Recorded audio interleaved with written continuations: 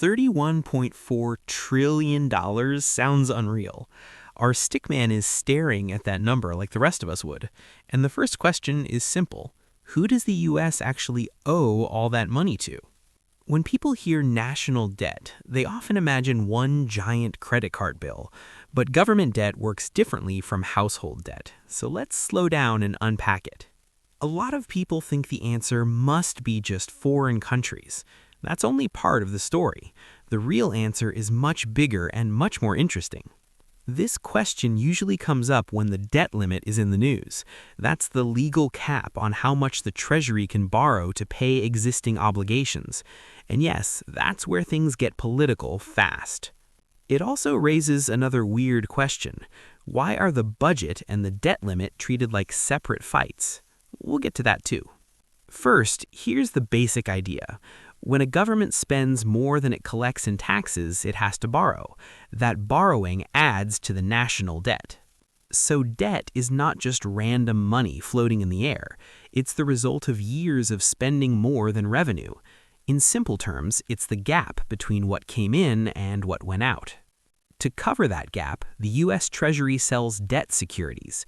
Investors buy them, and the government promises to pay them back with interest later. That's the basic deal. So every Treasury security is basically a loan to the U.S. government. The buyer lends money now, the government pays them back over time. These loans come in different flavors. Treasury bills are short-term, notes are medium-term, and bonds are long-term. Different investors like different maturities. That's why people say the U.S. borrows by issuing treasuries. These are considered some of the safest assets in the world, and that reputation matters a lot. Now let's split the debt into two giant buckets. The first is called debt held by the public. This is the debt owned by outside investors. The second bucket has the intimidating name intragovernmental holdings. That just means the government owes money to parts of itself. It sounds strange, but it's real. So the big picture is actually pretty clean. One bucket is debt owed to outside lenders. The other bucket is debt owed to government trust funds and accounts. If you remember only one thing so far, remember this. There are two big buckets, public debt and intragovernmental debt. Let's start with the public side. This includes banks, mutual funds, pension funds, insurance companies, state and local governments, the Federal Reserve, foreign investors, and regular people. That's a huge mix of lenders. Banks hold treasuries because they're liquid and dependable. They can be used for safety, reserves, and financial operations. In other words, banks like borrowing assets when borrowing means stable. Pension and retirement funds also buy treasuries. They want assets that are relatively safe and predictable. That helps support long-term obligations to retirees. Mutual funds buy lots of treasuries too. For many investors, treasuries are a core part of a diversified portfolio. They're not exciting, but they're trusted. Even ordinary people can own U.S. debt.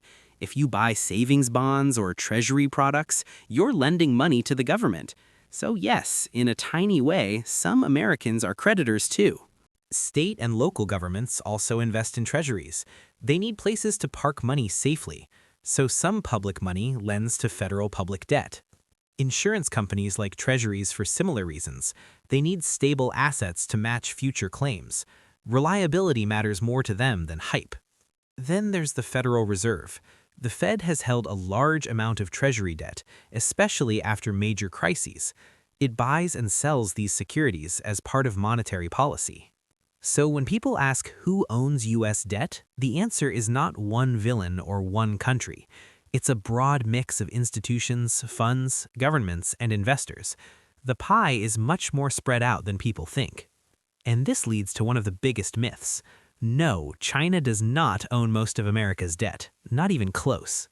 Now let's talk about the second bucket. Some government trust funds invest in treasury securities. One famous example is Social Security. When a trust fund has money that isn't needed immediately, it can invest that money in special treasury securities. That means one part of government is effectively lending to another part. It's still debt, but internally held. That's why people say the government owes money to itself. It sounds silly at first, but it's really one government account holding an obligation from another. Think of it like moving money from one pocket of a jacket to another. You still need to keep track of it, but it's not the same as owing your neighbor. Economists care most about debt held by the public because that's the part borrowed from outside lenders. It's the part that affects credit markets most directly. Intragovernmental debt matters too, but in a different way. That's why public debt gets so much attention. It reflects actual borrowing from the outside world. It's the market-facing piece of the national debt. And it's the part that can be bought and sold more broadly. That makes it central to interest rates, borrowing costs, and financial stability. So this is the bucket most people mean when they talk about treasury markets. Treasuries are marketable. That means investors can buy them and trade them. They don't have to lock them in a vault forever. That tradability is one reason they're so popular. Investors like assets they can move in and out of easily. Liquidity is a huge part of the appeal. The other big reason is safety. U.S. Treasuries are backed by the full faith and credit of the U.S. government. That's why so many investors around the world treat them like a financial safe zone. Now let's zoom out globally. Some of this debt is held abroad. That means foreign governments, central banks, companies, and investors own U.S. Treasury securities. Foreign holders matter, but they are only part of the picture. They don't own all U.S. debt. They own a significant slice of publicly held treasuries. For years, Japan has been one of the largest foreign holders of U.S. Treasuries. In recent data, it's still near the top. That surprises a lot of people who assumed the answer was China. China has also been one of the biggest holders for a long time, but its holdings have trended down from earlier peaks. It remains major, just not dominant. The United Kingdom is also a major holder. After that, places like Luxembourg, Belgium, Canada, and the Cayman Islands show up too. That tells you global finance is bigger than just headline rivalries. Some of those locations are financial centers, so the country listed may reflect where assets are held, not always the nationality of the final owner. That's an important little detail people often miss. Why do foreign countries buy U.S. debt in the first place? One reason is trade. Countries that sell a lot to the U.S. often end up holding lots of dollars. Then, those dollars have to go somewhere. One common place is U.S. Treasuries.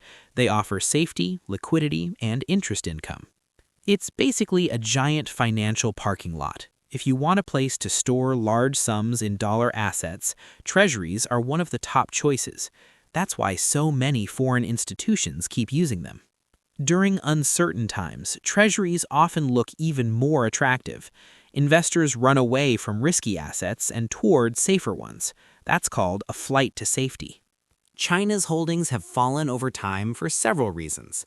These include reserve diversification, trade tensions, and changing capital needs. So the ranking has shifted. Scene 47. Japan, meanwhile, has stayed a major holder for years. That helps show this is not just a geopolitical story. It's also a story about trade, reserves, and financial strategy. Okay, now back to the debt limit. The debt limit is not a cap on future ideas. It's a cap on how much Treasury can borrow to pay bills the government has already committed to.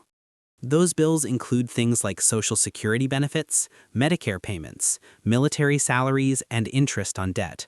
So the limit affects whether existing obligations can be paid on time. That's why economists take it seriously. When the debt limit is hit, Treasury can't just keep borrowing normally. It has to rely on cash on hand, incoming revenue, and temporary accounting moves. That buys time, but not forever. And this is the key point people miss. Raising or suspending the debt limit does not create new spending by itself. It mainly allows payment for decisions that were already made earlier. A simple way to picture it is this. The government already ordered the meal, ate the meal, and got the bill. The debt limit fight happens when the check arrives. Treasury can juggle things for a while using cash balances and extraordinary measures, but eventually that runway ends. Then comes the feared X date. Extraordinary measures are basically temporary accounting maneuvers. They do not solve the underlying problem, they just delay the collision. That's why people obsess over the deadline. No one knows the exact day with perfect certainty at first, but everyone knows the clock is ticking. If the U.S. ever hit true default territory, the consequences could be severe. Payments could be delayed, markets could panic, stocks could swing wildly, confidence in treasuries could be damaged, and once trust is shaken, borrowing gets more expensive. That pain would not stay on Wall Street. Higher borrowing costs can ripple into mortgages, car loans, business lending, and credit cards. Ordinary people feel it too. So yes, the debt ceiling may sound technical, but the stakes are very real. Higher risk means higher costs across the economy. Now, let's return to the weird design of the system. The budget process and the debt limit process are not automatically linked. That's why Congress can approve spending and taxes, then later fight over borrowing needed to carry them out. The budget process has its own calendar. The president proposes a budget, Congress works on resolutions and appropriations, and the fiscal year starts in October. The debt limit can crash into that process at a completely different moment. That mismatch is why the whole thing feels so strange. One clock decides policy, another clock decides whether the bills can be paid smoothly. Some reformers say the obvious fix is to link the two. If Congress approves a budget path, the debt limit adjustment should happen automatically. That would reduce recurring brinkmanship. The Bipartisan Policy Center has backed an approach like that. The basic idea is to tie debt limit action to the budget process, while also forcing a more direct fiscal debate. In other words, less hostage-taking and more actual budgeting. Other groups go even further. They argue the debt limit should be abolished entirely. Their argument is simple. If it doesn't control deficits well, why keep a tool that risks chaos? Supporters of the limit say it at least creates a moment for fiscal pressure. Critics say it creates political theater more than real discipline. That debate is still very alive. So let's answer the original question clearly. The U.S. owes money to a wide range of creditors: private investors, banks, pension funds, mutual funds, the Federal Reserve, state and local governments, foreign holders, and government trust funds. That's the real ownership map. And the biggest twist is this: the story is mostly not America owes China. The bigger story is that America owes a giant web of investors and institutions, many of them domestic. And the debt limit, that's not the same thing as the budget. It's a separate legal barrier that can turn an old bill into a new crisis. So next time someone says, "Who does the U.S. owe all that money to?" you'll know the answer is broad, layered, and surprisingly understandable. If this made the debt finally click, stick around for the next question. Now you know the big twist. The U.S. doesn't just owe foreign countries. It mostly owes a mix of American investors, institutions, government trust funds, the Federal Reserve, and yes, some foreign holders too. The debt ceiling drama sounds like a fight about future spending, but really it's often a fight about paying bills that already exist. If this video made the national debt finally make sense, hit subscribe and drop your next "I've always wondered" question in the comments.